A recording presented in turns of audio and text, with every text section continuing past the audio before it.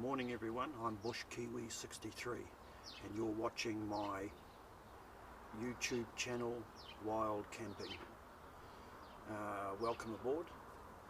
The video today is going to be update on my channel and also a kit review and update on where I'm at with getting my kit sorted out at the moment.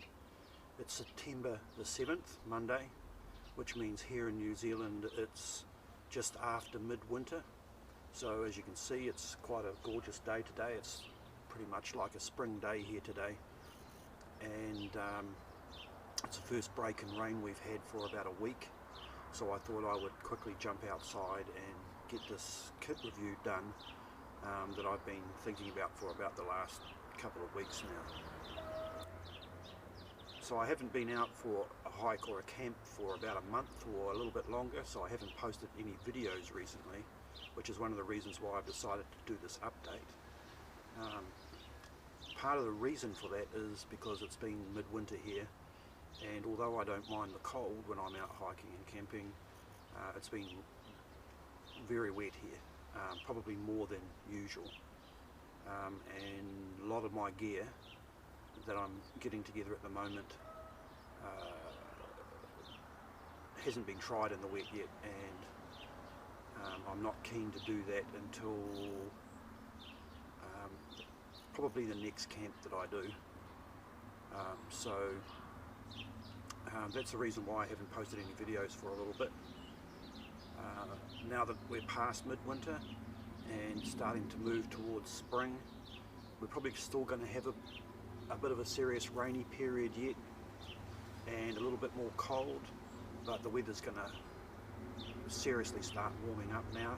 Most days the temperature's not dropping below 8 degrees centigrade, so it's my plan now relatively quickly to start another set of short hikes with a larger focus on actual camping.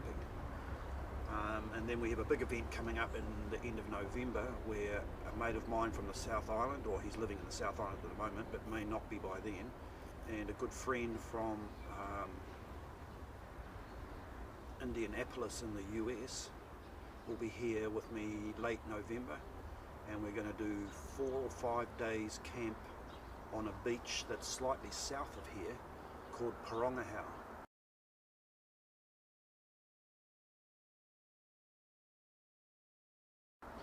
Which is a beautiful beach, and hopefully at that time of the year we'll be camping pretty much undisturbed.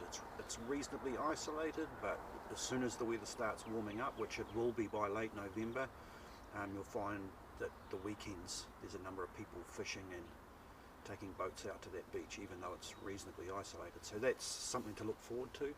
4 or 5 days at Porongahau, south of Napier, down the coast, and we'll be wild camping there and fishing and doing a bit of hiking and basically just having a recce around the area and showing our friend from the US what it's like here in New Zealand.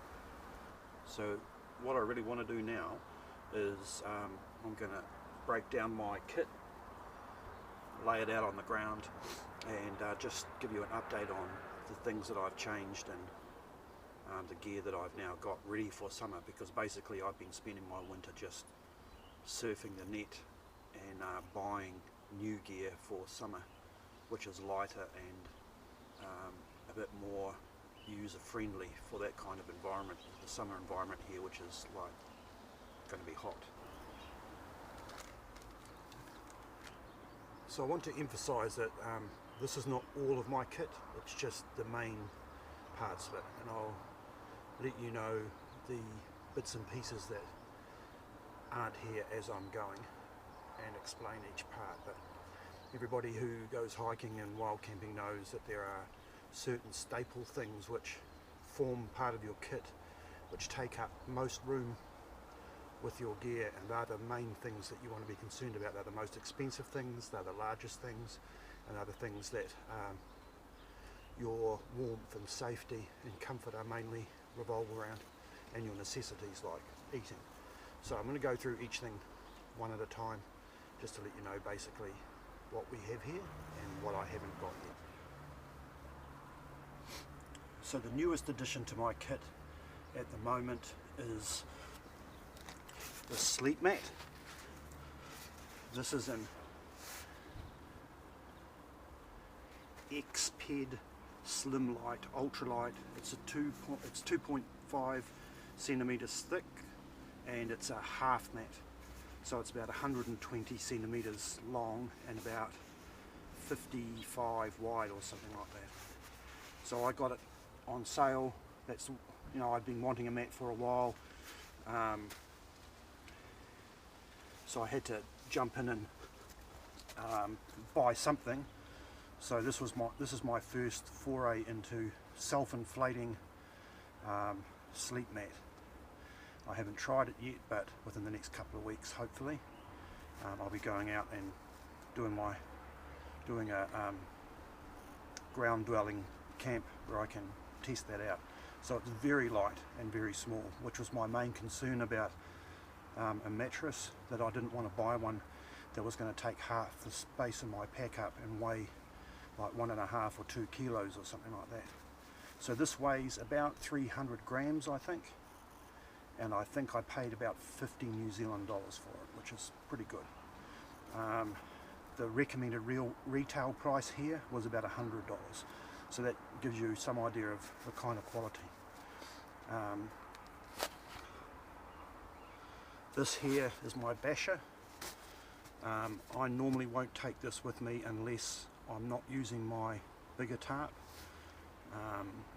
This is like just for overnights and for a small event, basically, where I'm not too concerned about too much shelter. So I'll probably use that a lot more in the summer after I've had a bit more of a muck around with my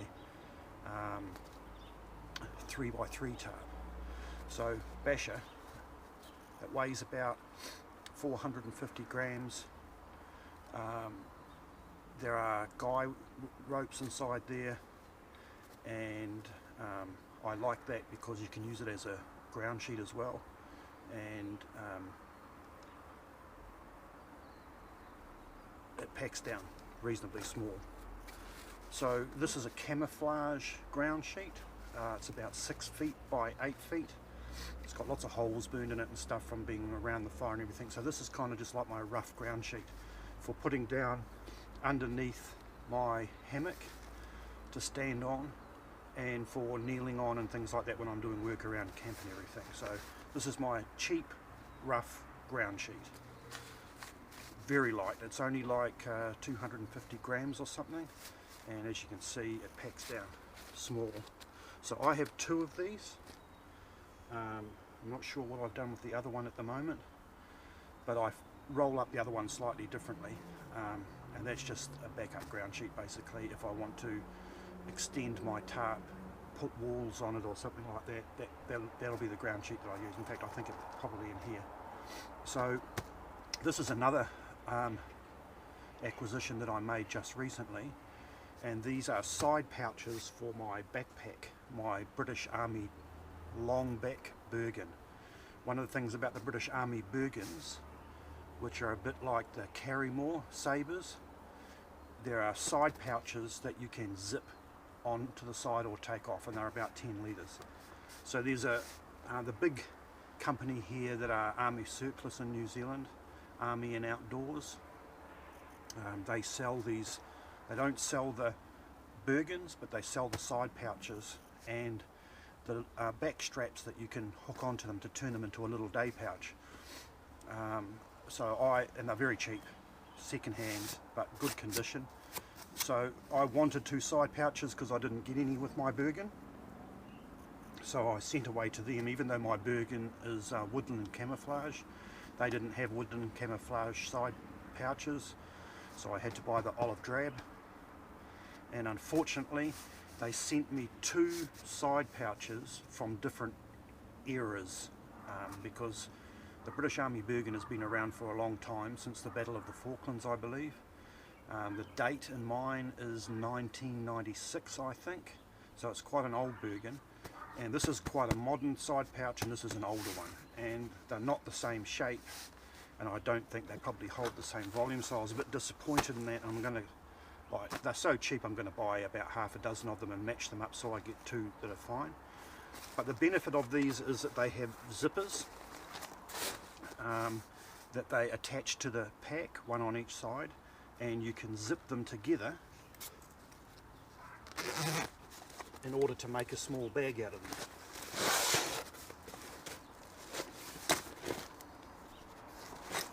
So there's actually a backpack strap that attaches to the back of that, and you can use that as a day pack then. So I've decided in the meantime, because I don't like them on the outside of my Bergen, that I'm going to use them for putting gear inside of and stowing inside the Bergen, so they become kind of like a dry sack, but you can zip them together to make them more secure. They fit nice and neatly in the pack and hold the pack into a good shape, and they hold roughly 20 litres between the two of them. And when I'm out doing a long camp, I can use these as a day pack when I buy my back strap for them. So in one of these I have my hammock and my 3x3 tarp. It's actually not a 3x3 tarp, it's a 3x2.9, but it's so close to being 3x3. And it's made in New Zealand, and I can't remember the name of the company, but it's the model name is the Kiraroo 2 or the Kiraroo 3, I think. It's not as good as the DD tarps, but they are very close to being that good. Not as many ties, there's no grommets, only webbing loops, but all that stuff is easily modifiable anyway. So, and it was a good price for a tarp, and I've not used a 3x3 before, so it's a good addition to my kit. So in here is my tarp in a 5 litre dry bag, and at the top is my hammock. And then on the other side I've got my ground sheet.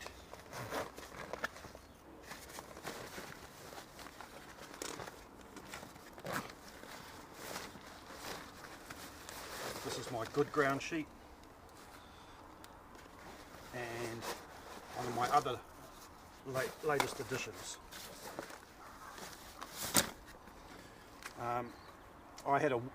I've got two winter sleeping bags below, like a -5 and a 0 degrees Celsius bag, and they're huge. They take up about 1/3 of the room in my pack, and they're quite heavy.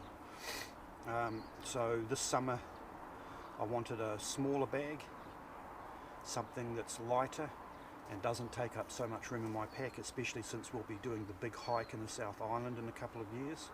So I've splashed out and bought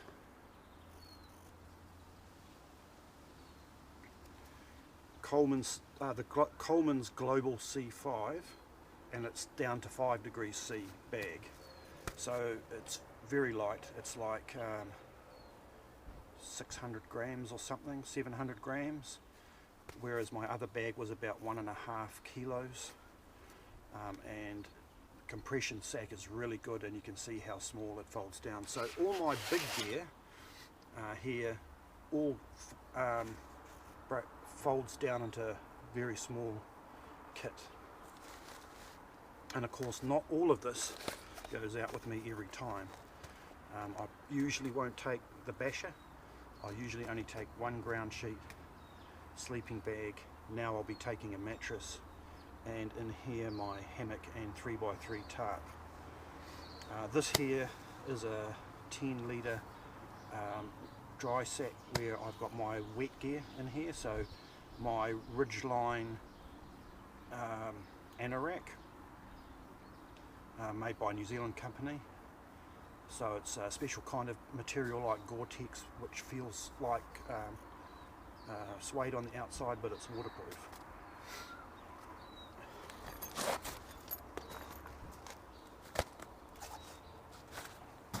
This here's my camera gear. The whole thing weighs about 2 kilos altogether when everything's in here. So I have GoPro in one pocket, I have my DSLR in here, I have my telescopic lens in here, all my cables, extra batteries, and extra memory cards in this end pocket here, and there's a little pouch around the back here, a flat one, where I've got user manuals and things like that. So I take that with me virtually every time I go out. Sometimes it goes over my shoulder like a haversack, sometimes around my waist like a front pouch, and sometimes in my pack if there's enough room. But altogether with all my camera gear in there, that's about 2 kilos, I think, or 2.2 kilos or something like that. I always carry a bit of paracord. I've got 2 of these that I carry. They actually came with my Snug Pack jungle hammock, space blanket, pegs that came with my tarp. They're the aluminium, flat aluminium ones that are like bent on an angle. They're not very long, and you know, they're not expensive, but they came free with the tarp, so I carry those instead of my steel wire ones. Pack cover, rain cover. This is about a 70 litre pack cover, so it doesn't really fit on my Bergen perfectly, but it does the job, since the Bergen is like 90 litres, but it was like $10 on sale at the end of the season. Pack cover. This is my 360 degree Furno cook set. You all would have seen plenty of these. Most people who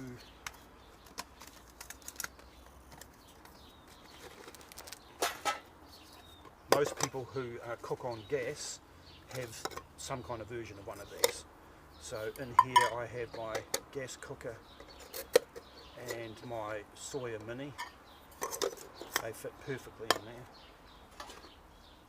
Gas bottle, stainless steel plate and fry pan.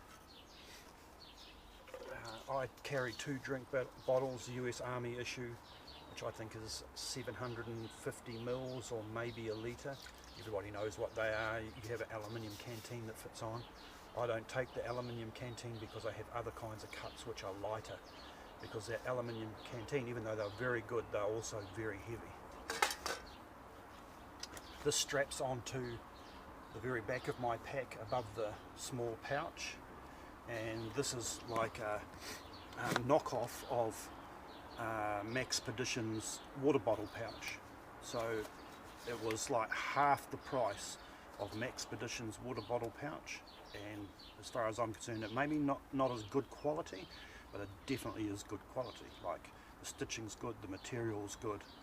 I've used it a lot, and you know, it's not falling apart. So in the front pouch here I have my medical kit, bandages and hand sterilizing lotion, and in the actual pouch itself I have a bandana and my clean canteen, 40 ounce or 1.2 litre stainless steel clean canteen, which I use for boiling water and purifying water in, and for holding water and drinking. Then since my last review I bought this, which is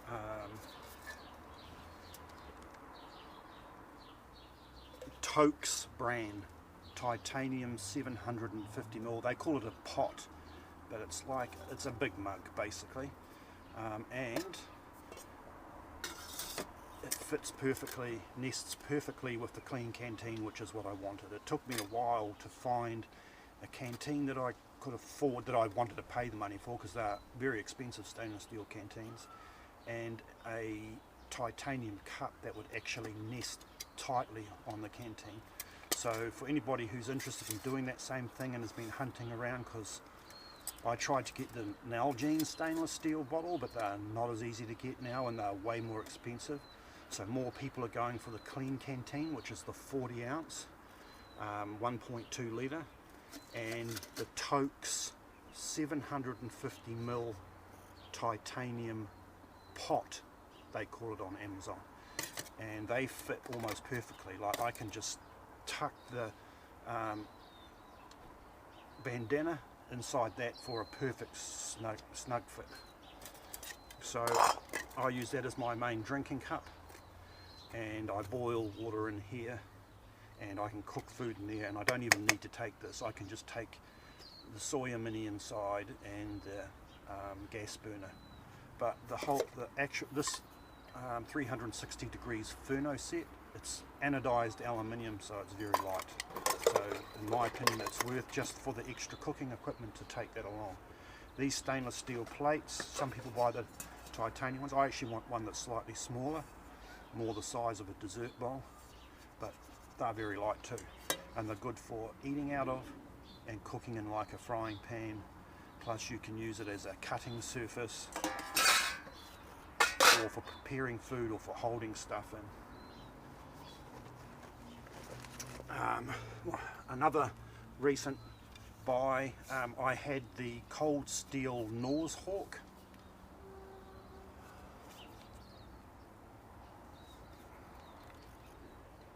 But I wanted something with a hammer on it, and the Norse Hawk has just a normal rounded back on the eye hole of the axe head.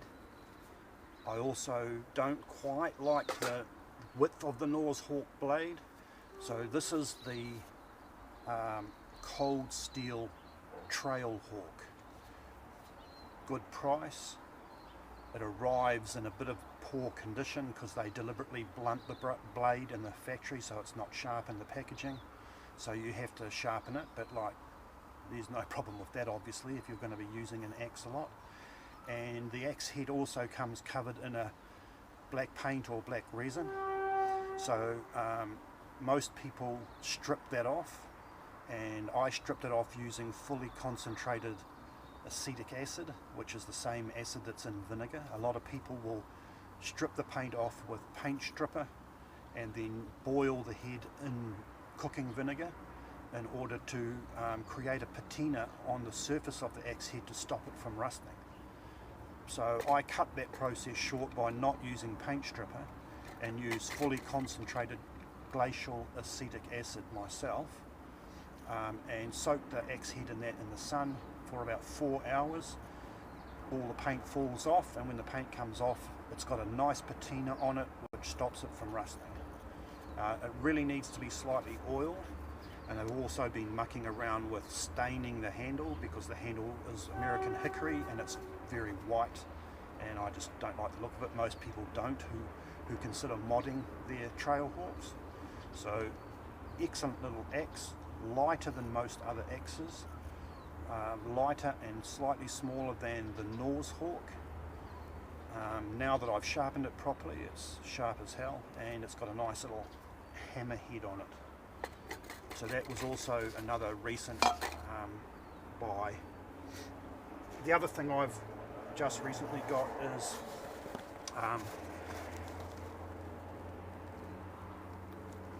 Gerber folding saw.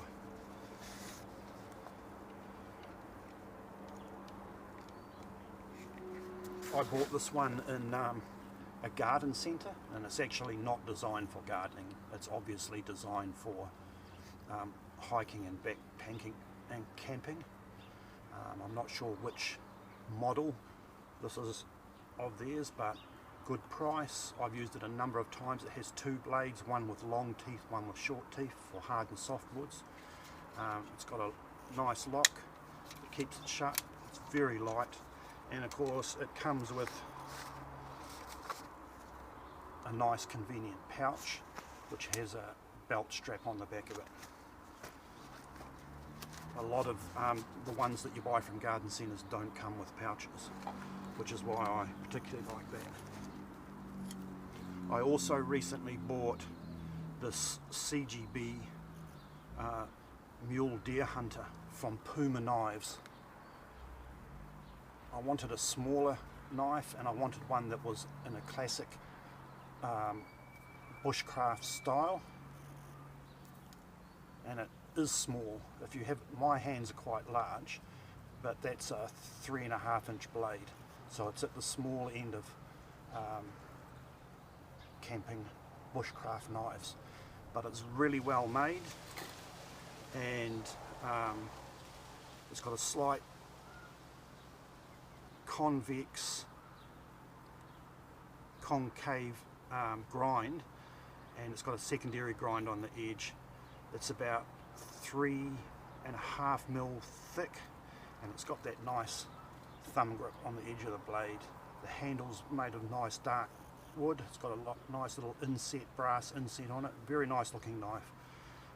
Just a little bit small if you're going to be using it for serious bushcraft stuff, but excellent for skinning and carving, and you can eat your dinner with that. It's like the size of a slightly oversized table knife, which is what I like about it. Some people might even use it as a neck knife. It comes with, I think that's nylon case that's reinforced.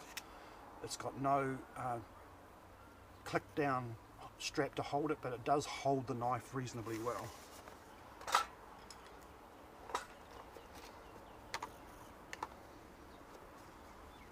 Without it falling. And it's not expensive. I paid, I think, 50 New Zealand dollars for that, which is a really good price. The brand is Puma, and the model is Mule Deer Hunter, and it's German steel. I think they make them in Asia or something like that, but the Germans make the steel and send it to the factory. Maps and compass, always carry those. Fishing kit. This is like an Altoids tin, but it's larger, and the lid comes right off. It doesn't just fold. This is my fire kit. Ferro stick inside, cigarette, bic lighter, dry matches, tinder, small cut down candles for lighting fire. So fishing kit, fire kit.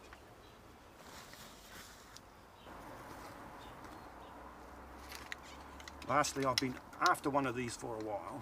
This is a telescopic fishing rod.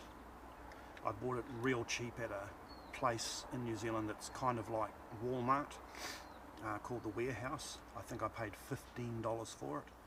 It comes with a reel and the telescopic rod. It's very, very light. It only weighs like 200 grams or something like that. It also comes with a small amount of fishing tackle. So I wanted something small I can actually put inside my pack and carry and do day fishing with when I'm hiking up and down the local rivers here. So this was really just a test thing because it was so cheap, and I don't mind if it gets broken or I lose it.